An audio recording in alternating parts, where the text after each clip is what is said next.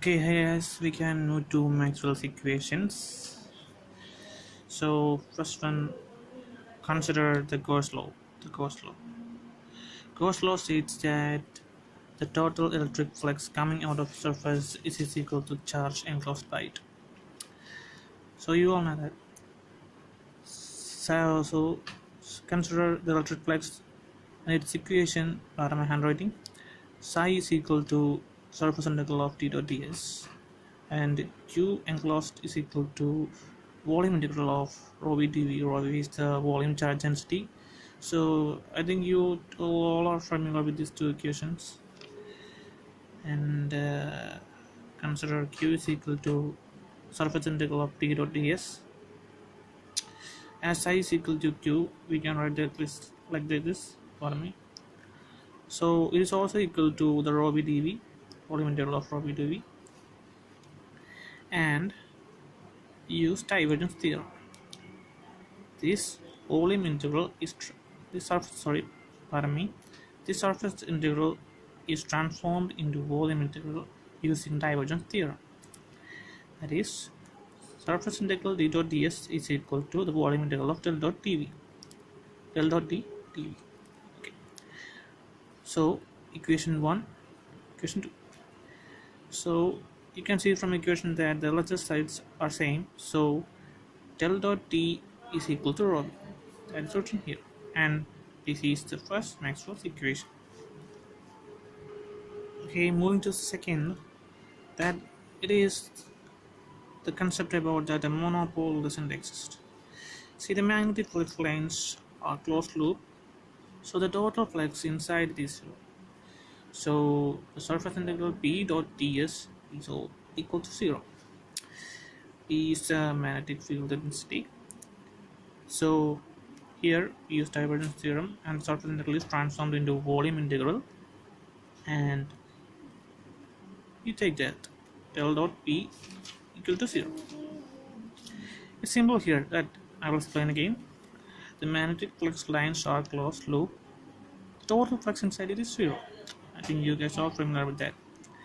So the surface integral of p dot ds is equal to 0, and b dot is transformed into volume integral using divergence theorem, and this del dot b is equal to 0.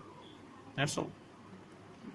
Okay, moving to the third one, consider Faraday's law. It is the EMF induced is equal to the rate of change of flux linked with it. As it is magnetostatics, psi is equal to surface integral of p dot ds, where b is the magnetic field density. So you can write this as this, that the line integral of electric field vector is equal to VMF. That's all. So the line integral E dot dl is equal to the rate of change of magnetic field density. We substitute this equation B dot ds for psi from this. I hope you understand. As this is time varying field, so we consider E dot dl is equal to minus of dou b by dou t ds. I hope you all understand why this minus sign comes from Lenz's law.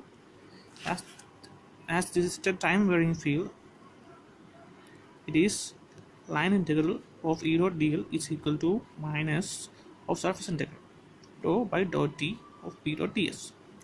So using Stokes' theorem, this E dot dl is transformed into del cross E.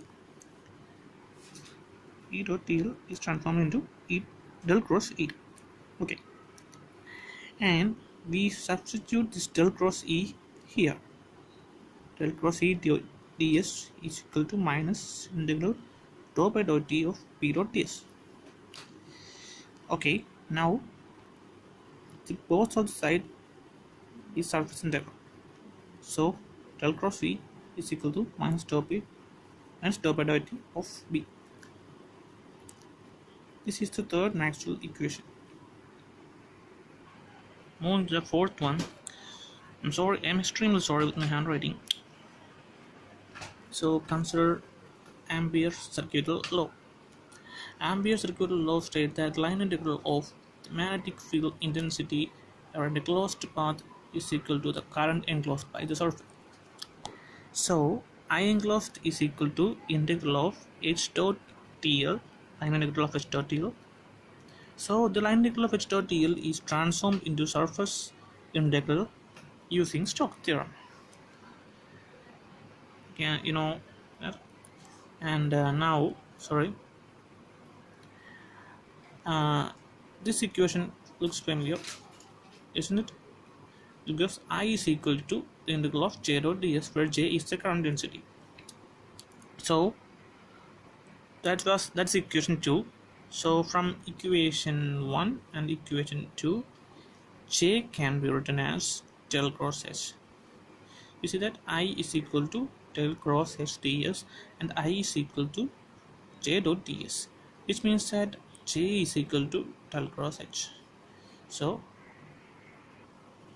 that is written here, j is equal to del cross h. So now we are taking the divergence of equation 3. But when we take the divergence of equation 3, when we take the equation of the divergence of the equation, del dot j is equal to del cross h. Okay, but by vector identity, del cross h is equal to 0, which is naturally means del dot j is also equal to 0. But by continuity equation, del dot j equal to dou by dou t of rho v cannot be equal to 0. If you need more clarification, you can check into the continuity equation. So to satisfy this law, equation needs to modify. I mean equation 3 needs to modify.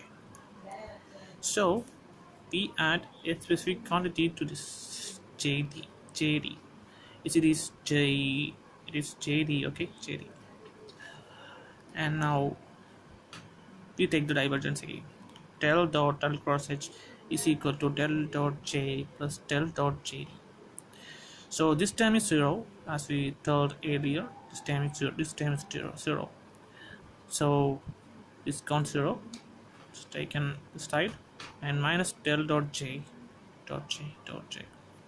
is equal to del dot jd. Okay, del dot jd. So from this equation, del dot jd is equal to dou by dou t of rho v, which can be substituted, rho v can be substituted del dot d. I think you remember from the first Maxwell equation, I mean from Gauss law, del dot d is equal to rho v is our first Maxwell equation. So we can substitute rho v as del dot d.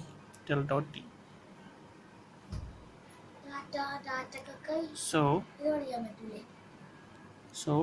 del,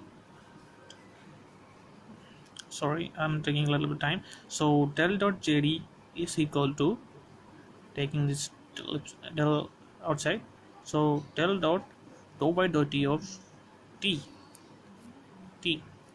So this equation can be now written in this form. So jd is substituted from here, thus del dot jd is equal to del of the dot d by dot t. So del cross h is equal to j plus dot d by dot t. So this is the last Maxwell equation. I'm sorry with all my mistakes. I hope you guys understand with this. Thank you.